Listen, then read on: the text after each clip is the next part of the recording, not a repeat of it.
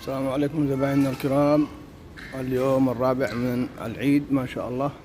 أسواق الخير مداوم وما زال التخفيض مستمر 70% التصفية، والتصفية ما زالت مستمرة على النسائي والبناتي والولادي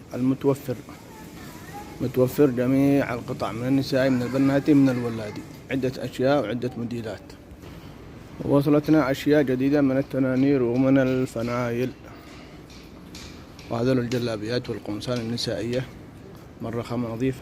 يتوفر معنا فنايل النسائي مرة خامة نظيفة، التنانير، البناطيل بأنواع، فساتين قصيرة، بلوزات، تيشيرتات.